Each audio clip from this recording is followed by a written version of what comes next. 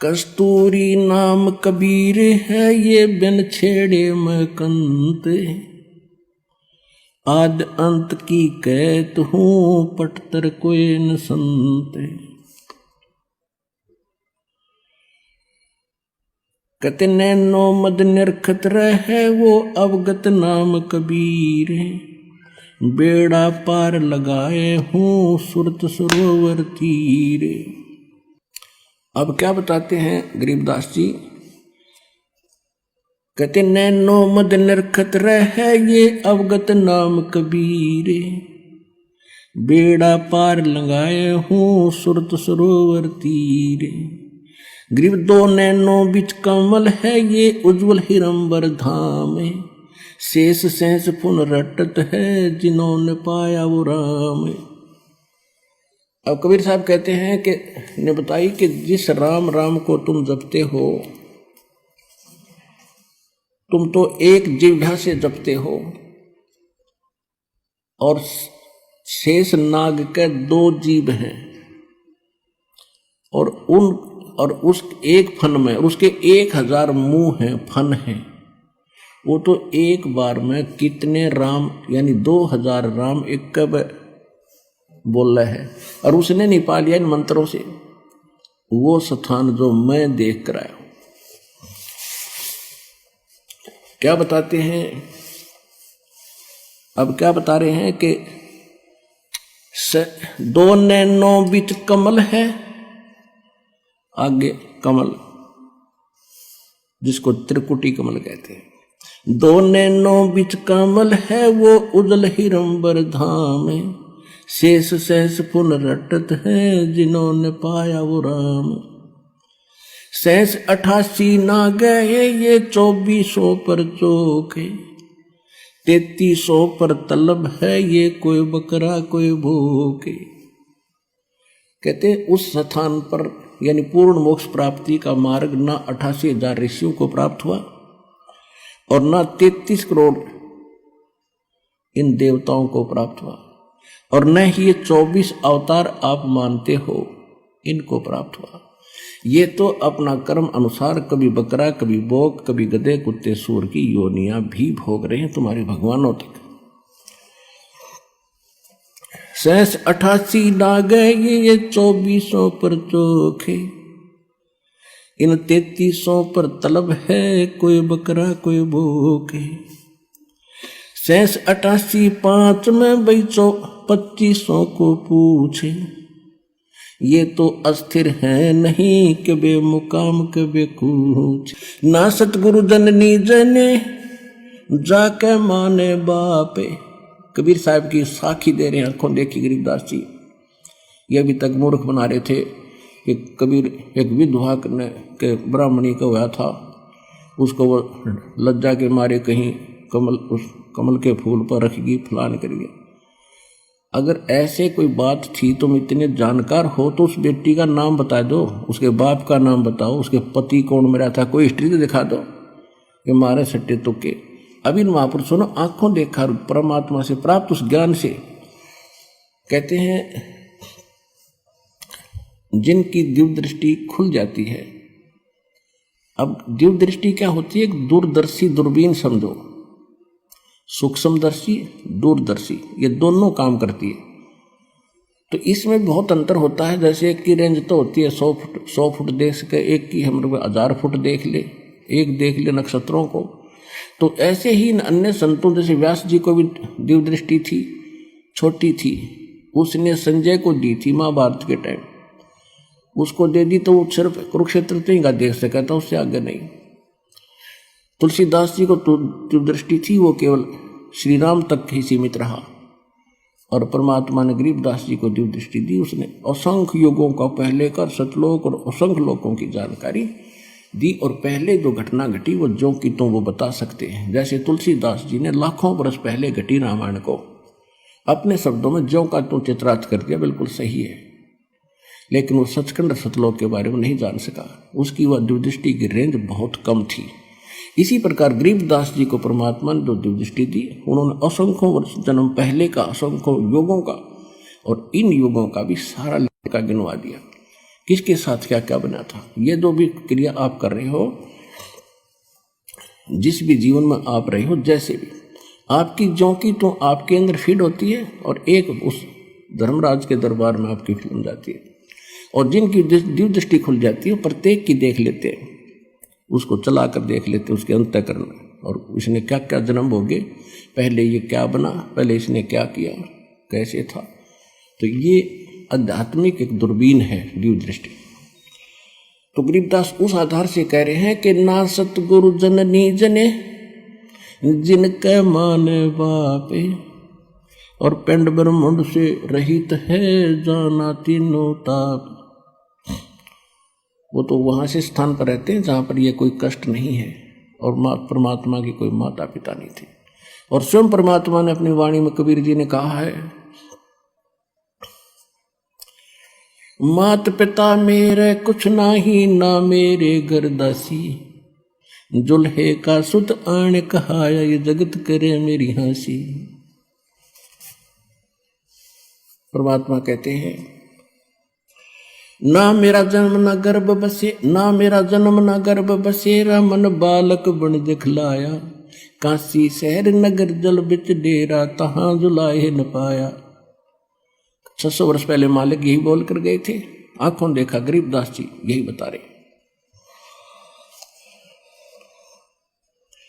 शब्द संदेशा कहते हूं भिन्न भिन्न भेद विचारे, इसको माया जाड़ियों ये 9 अवतार, कृष्ण कन्हैया राम को ये जीव कहें अवतारे, हिरणाकुश नरसिंह है ये सब माया विस्तार, वो तो अचल अनूप है नूरी दे शरीरे, ये करता हो उतरे ये माया के रघुवीरे।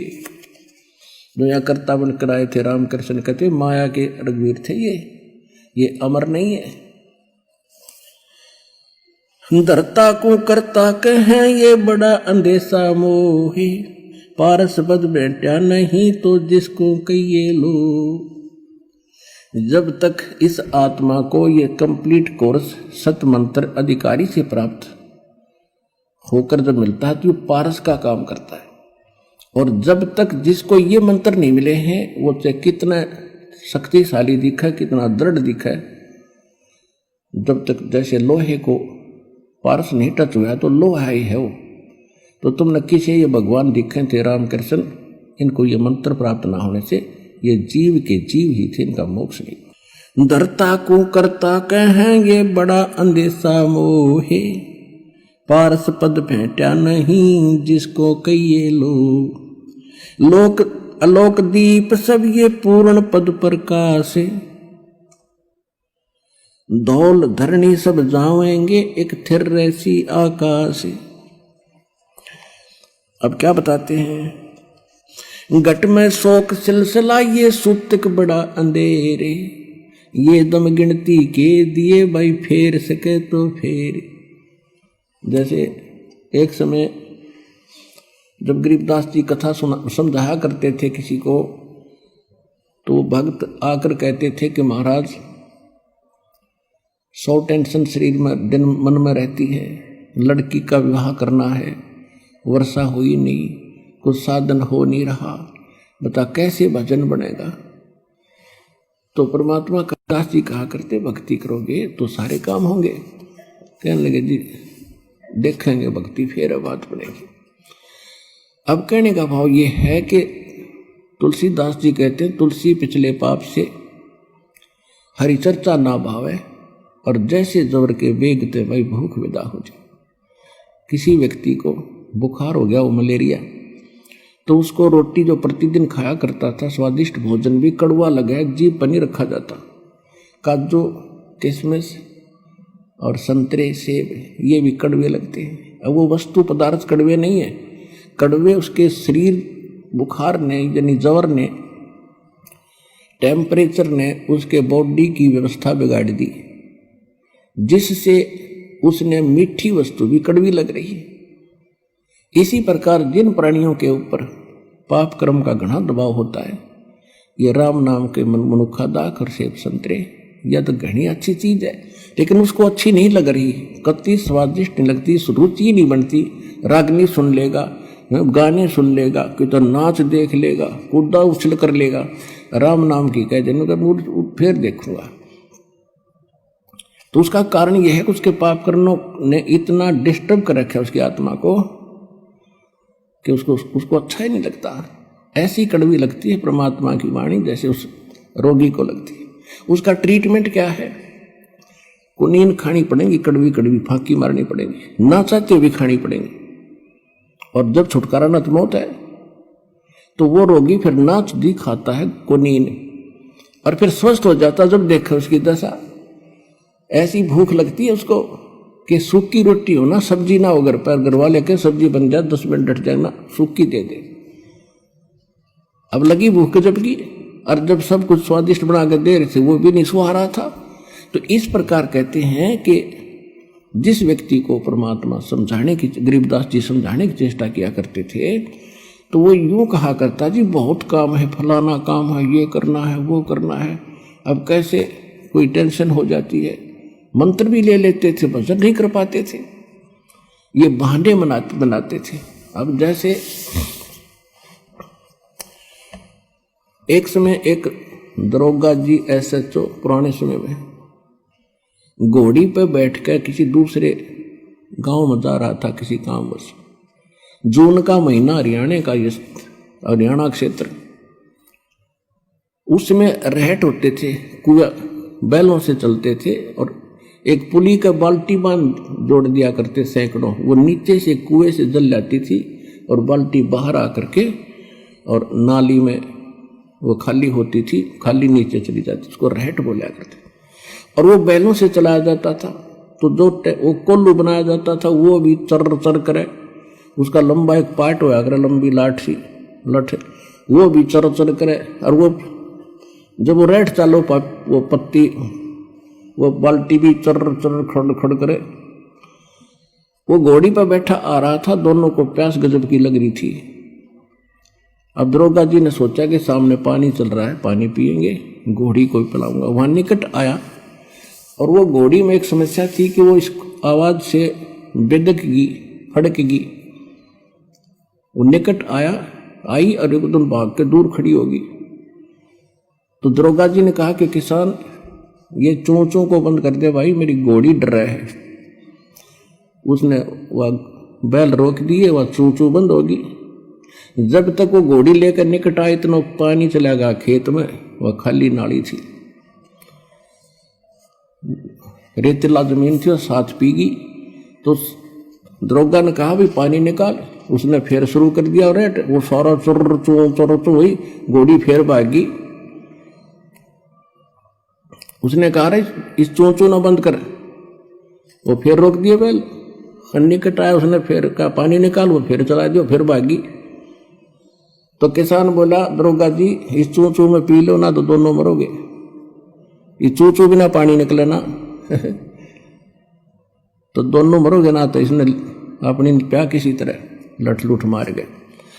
तो कहने का भाव ये है कि पुण्यात्मा, यहाँ गरीबदास जी क्या कह रहे हैं, घट में शोक सिलसिला ये सुतक बड़ा अंधेरे, ये दम गिनती के दिए तो फेर सके तो फेर। कहते तेरे शरीर में ये शोक सिलसिला ही होता, सूतक सा हो रहा है, यानी रोज नया उपजा है कि कोई न कोई समस्या तेरे जी ने यू काल रखेगा। और ये गिनती के सांस है भाई, इस चू चू में कि मैं करा जाता हो तो इससे हम कर ले। गरीब घट में शोक सिलसिला ये सूतक बड़ा अंधेरे, ये दम गिनती के दिए तू फेर सके तो फेर।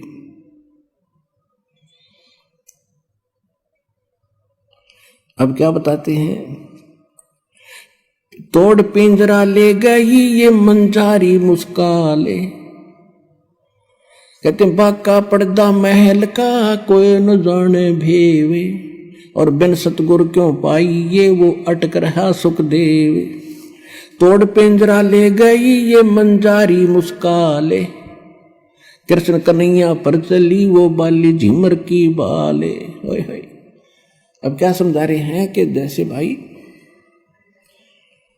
ये काल ऐसा जालिम है जैसे चूहे को बिल्ली पकड़ ले जाती है अचानक, और वो भी मस्त होता है अपने परिवार में, और कहती इस काल ने तुम्हारे भगवान के ऊपर कृष्ण कन्हैया पर चली वो बाली झीमर की भाल, वो तीर मारा उसने, उसकी वो भी नहीं सोच रहा था, राजा था वो, कौन सा मरना चाहा था, और उसकी मौत होगी।